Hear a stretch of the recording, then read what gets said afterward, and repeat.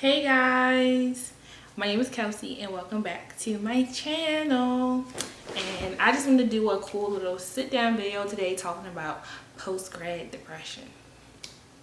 Now I will say things are a little bit different for me because of quarantine, and that I believe I did have COVID in February. So really my last semester of college, I didn't get a last semester of college. Altogether, I probably spent about 3 weeks in class my last semester. Yeah, because the semester started around January 18th, and by March 10th, it was a wrap for in-person classes. So just to like summarize my semester in a whole, I had 6 classes. I had a capstone class, health class, and I think the rest was like electives. Not too bad, but I was already struggling because I did get sick in February. I was sick for multiple weeks, so I didn't really come back to school till about March 1st or 2nd. March 3rd is when I came back to school, and I was playing catch up. But I didn't play as big of a gap of catch up because a lot of people weren't in school. Like, if you want to be completely honest, the coronavirus hit colleges hella hard because it's like my class size is only about 20 to 30. I literally went back to class one day, it was 8 people there. Like, everybody was sick at the same time. Like, when we go to our group chats and we're talking, they're like, yo, we probably all had that stuff together. That's why I'm so like weary on colleges opening back up and letting people go back, because when it hit in February and we didn't know what it was, there was no testing, everyone just had respiratory issues or infections or whatever. It did wipe out majority of the class. I would say like a third of the class was actually still in class, and then people like me figured it until we make it because we can't miss class. Like, I'm a production major, so I have to actually be in class and produce stuff in order to even get a grade. But I came back like March 3rd, and I hit the ground running. Like, I was in a project with one of my friends, and because I was sick, she really didn't want to do the project with me no more, so I was on my own.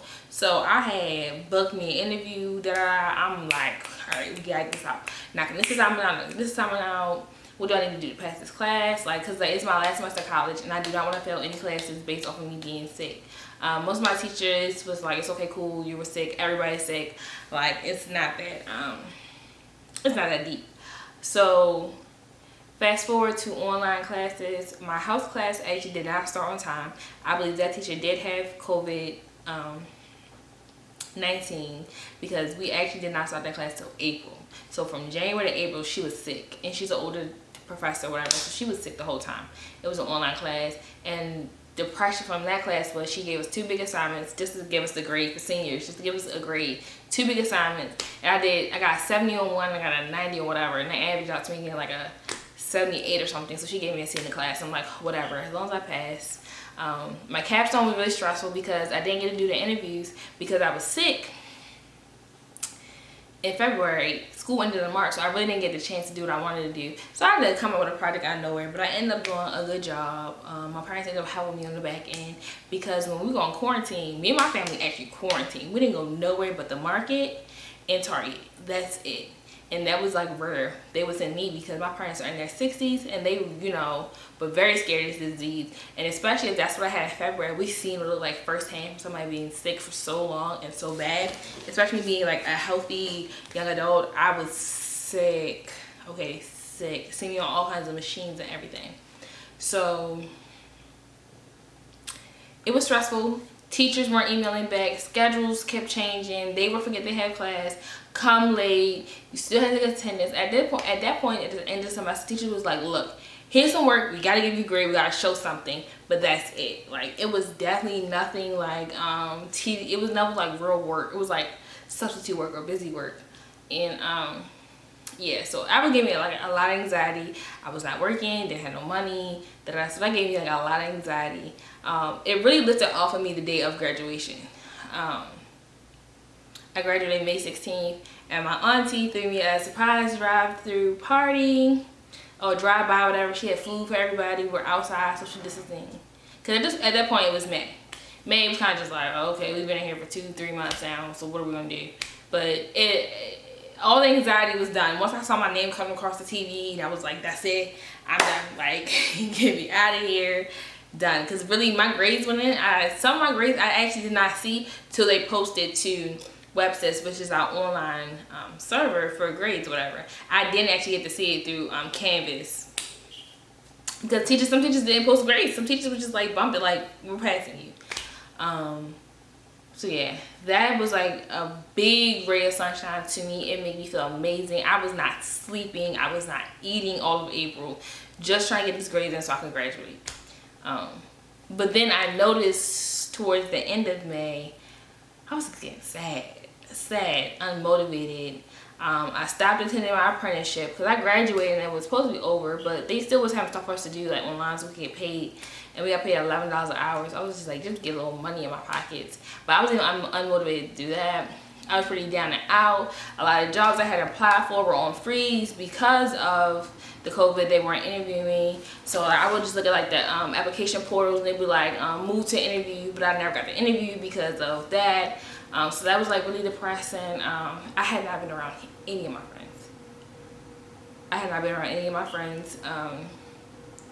For months. And like me and my friends see each other all the time.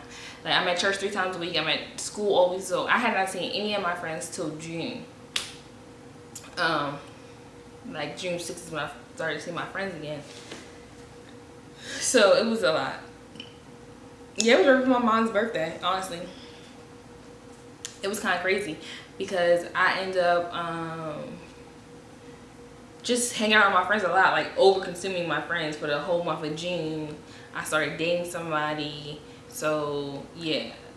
But that's the only thing that picked me up out of my depression because I was very unmotivated, didn't really want to do anything, didn't really have an appetite, just wanted to lay in bed all day, kind of sad, anxious, just replaying like scenarios in my head, like, oh, what if I don't get a job? What if I don't have any money? What if I can't pay my student loans back? What if I can't pay my car payment? What if I can't pay my car note?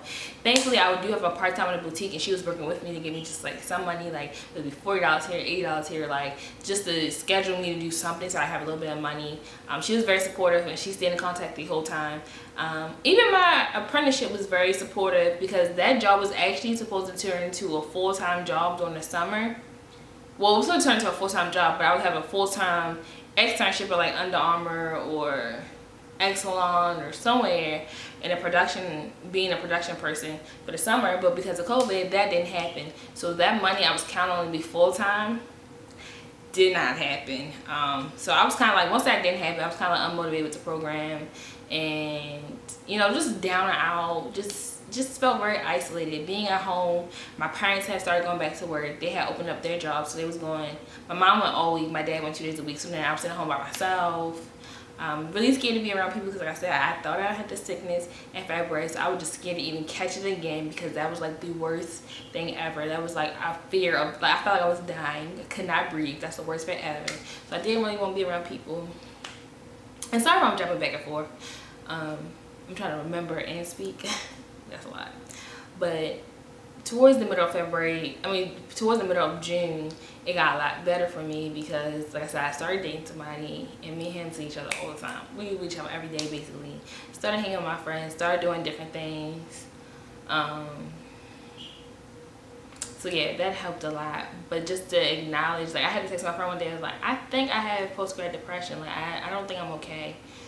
She was like, well, what are you doing? How are you feeling? I was like, I'm just really unmotivated.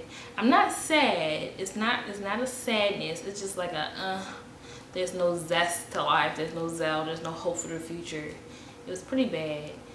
But that's how I know I had post-grad depression, guys. That's pretty much it all in a nutshell. It started from the actual semester, then it spread all the way down until mid-June. So that was like stressful time.